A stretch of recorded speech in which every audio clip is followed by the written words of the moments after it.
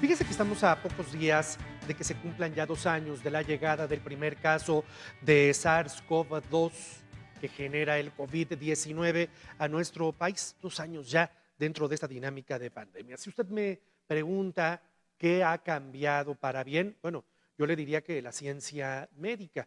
Hace 2 años vivíamos, sin duda, usted y yo aterrados, sobre todo porque finalmente ni los médicos entendían cómo llegar a tratar la enfermedad. ¿Qué es lo que vimos en el primer año de la pandemia? Una cantidad de muertos, no nada más en México, prácticamente en todo el mundo, una cantidad de muertos impresionante, porque no se conocía a ciencia cierta cómo tratar a los pacientes. La ciencia médica ha evolucionado, los médicos se han preparado, han ido aprendiendo, han ido entendiendo cómo tratar con éxito los casos más graves. Y la historia que le quiero presentar el día de hoy me dejó sin palabras la semana pasada cuando la conocía. Le presento esta mañana a Marianne Engroñat. Ella es sobreviviente de COVID-19 y ella estuvo internada aquí en Puebla, en el Hospital Puebla, 93 días, 3 meses, luchando por su vida. Marianne, ¿cómo está? Qué gusto saludarla. Hola, ¿qué tal, Juan Carlos? Muchas gracias por la invitación. Un gusto estar aquí con ustedes y su público. ¿Cuántos años tiene? 28 años ya este año. ¿Cómo empieza? ¿Cómo empieza esta historia? Bueno, todo comienza a finales de agosto del año pasado, en donde me empiezo a sentir pues, con un poco de tos, un poco cansada, nada del otro mundo. Entonces decido, pues para descartar cualquier cosa, hacer una prueba, ¿no? Y salgo positiva, entonces contacto a mi médico internista y él es que decide darme un tratamiento. Estoy prácticamente bien, controlada por 7 u 8 días. Llegando al día 10 es cuando se empiezan a complicar las cosas. Estamos hablando de que esto ocurrió cuando estábamos viviendo la tercera ola. Es correcto. ¿Habrá sido la cepa Delta la que le pegó a usted? Fue esa cepa, justamente me hicieron un estudio al entrar al hospital y fue esa la cepa. ¿Estaba usted vacunada? Desgraciadamente no, Juan Carlos, no porque no quisiese, sino porque todavía no llegaba la campaña de vacunación acá a la ciudad donde me tocaba, y me tocaba entrar a mí el lunes y yo el día domingo ya estaba internada en el hospital. Sí, es decir, estaba a A días la de que raya, es empezara correcto. este rango de edad al que Sí, hace referencia. desafortunadamente así fue. La llevan al hospital y ¿qué sucede allí?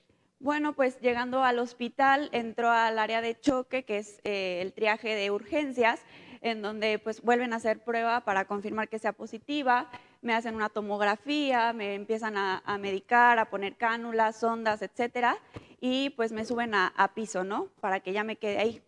Las cosas se comienzan a complicar al día siguiente. A las pocas horas de haber estado, entré con una cánula de alto flujo con aproximadamente 60 litros de oxígeno por minuto, o sea, mucho, mucho oxígeno, y al día siguiente deciden intubarme porque amanecí muy mal. La intuban y yo entendería que después de eso usted no sabe Es más. correcto. Dos ¿Cuánto meses tiempo? después. 2 meses después. 2 meses después despierta, porque un paciente Ujú. al que se le intuba se le mantiene sedado, ¿no? Exacto, en un coma inducido se le llama. Entendería que el SARS-CoV-2, el COVID propiamente, cede, pero entendería que lo que le genera a usted todo este tiempo son Muchas secuelas en el complicaciones. organismo, complicaciones, Todas ¿no? las complicaciones que se puedan imaginar, ahora el doctor les explicará seguramente. Pero Por todo. ejemplo, ¿qué le sucede? Bueno, tuve neumonías, tuve hemorragias internas, tuve miocarditis, 2 paros respiratorios, me morí 2 veces, hígado inflamado, vesícula inflamada, intestino superinflamado, cerebro casi en estado vegetal, ya me querían desconectar, pero mi doc me salva.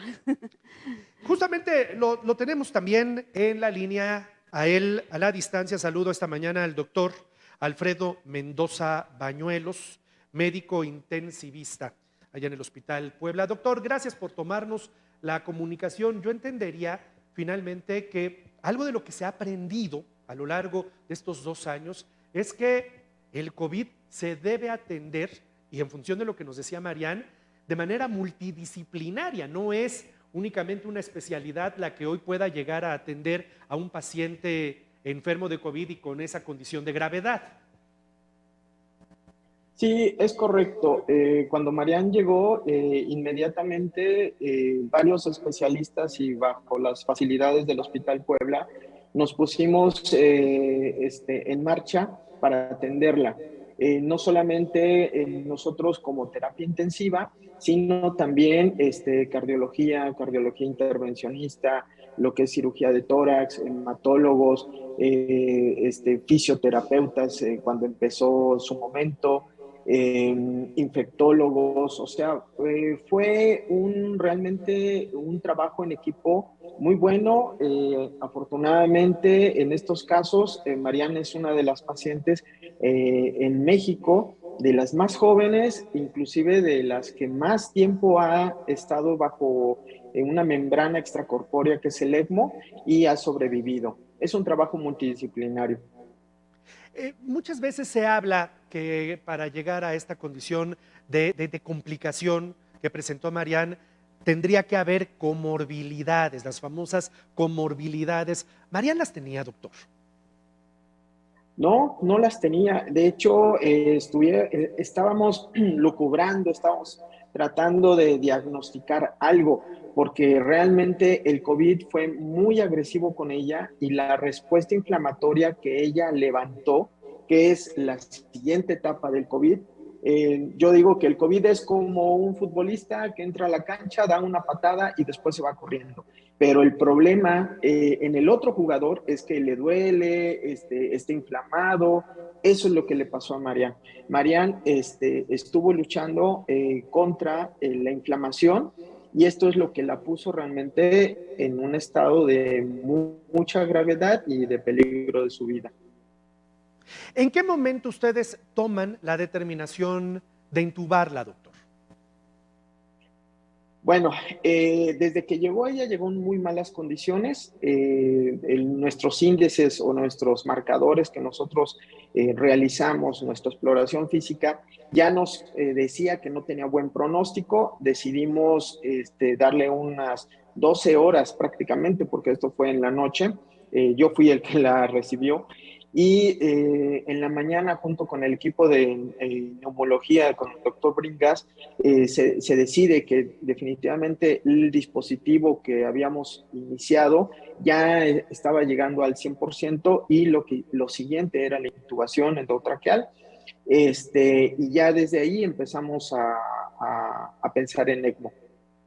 Entendería yo que, por lo que estuve leyendo, son casi 20 especialistas, un equipo multidisciplinario de 20 especialistas los que participan en el proceso de atención a Mariana.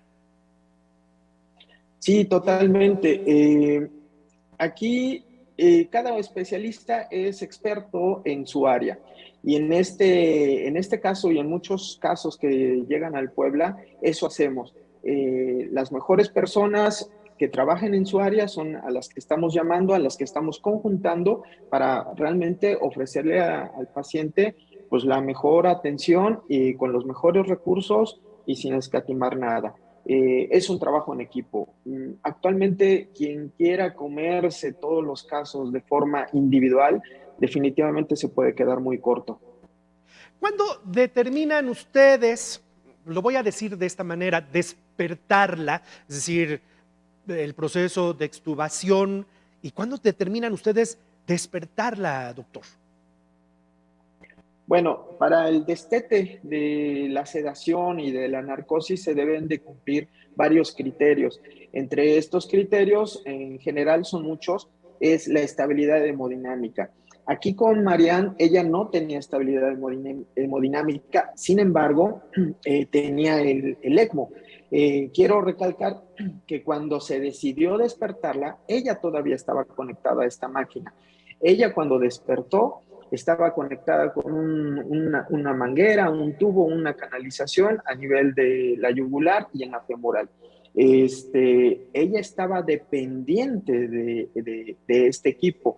Lo hubiéramos querido, nuestro deseo hubiera sido despertarla de forma mucho más temprana, y que su pulmón sanara gracias al soporte del ECMO. Sin embargo, las condiciones donde inflamación que atacó su pulmón fueron muy, muy severas. Y posteriormente tuvimos otras complicaciones, ya Marian las describió, donde había duda de si tenía una integridad neurológica, o sea, Wow, si estaba bien de su cerebro. wow, wow. Eso se superó y posteriormente, gracias al apoyo del ECMO, decidimos despertarla y el proceso de despierto en ella fue unos 15 días, más o menos, 15 días a 3 semanas, donde le quitamos la sedación, pero ella emergió, así como los buzos emergen, emergió poco a poco hasta poder, platicaba con nosotros, todo esto, pero ella de eso no se acuerda nada. Justo es lo que te iba a preguntar, Marian.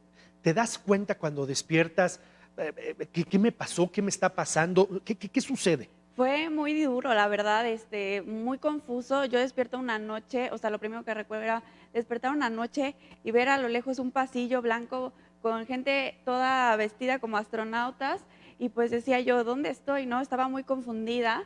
Y ya cuando empiezo a tomar más conciencia, porque como dice el médico, el destete es poco a poco, ¿no? Entonces cuando ya empiezo a tener más conciencia, veo calendario y veo 5 de noviembre y digo, ¿cómo? Es una broma esto, está mal, ¿verdad? Y me dicen, no, ya es 5 de noviembre, tú llevas con nosotros 2 meses exactamente, ¿no? Qué barbaridad. Entonces, pues un balde de agua fría, pero agradecida con todo el hospital, con los médicos, todo el personal, mi familia, todos mis amigos. Y después de ello, tu proceso de rehabilitación, porque entiendo que te dan de alta y viene un proceso de rehabilitación también, ¿no? Sí, gracias a Dios, en casa tenemos fisioterapeutas, entonces, bueno, también eso ayudó mucho durante todo mi proceso, durante la estadía en el hospital, tuve servicios de fisioterapia, pero también a nivel ya de alta, porque salí sin caminar. Yo cursé con algo que se llama miopatía grave, que no puedes caminar, entonces, pues no tenía fuerza, bajé mucho de peso, no tenía músculo mucho, y bueno, eso fue el reto, ¿no? Poder caminar. Al tercer día en casa ya logré caminar. Hoy, ¿cómo estás? Muy bien, muy, muy, muy feliz, muy agradecida.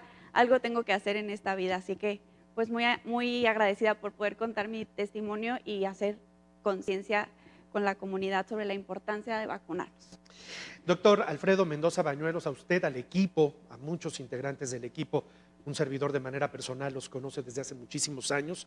Mi reconocimiento, porque al final del día es parte de un ejemplo muy positivo de lo que 2 años después se ha ido aprendiendo justo para atender una enfermedad que ha sido tan complicada.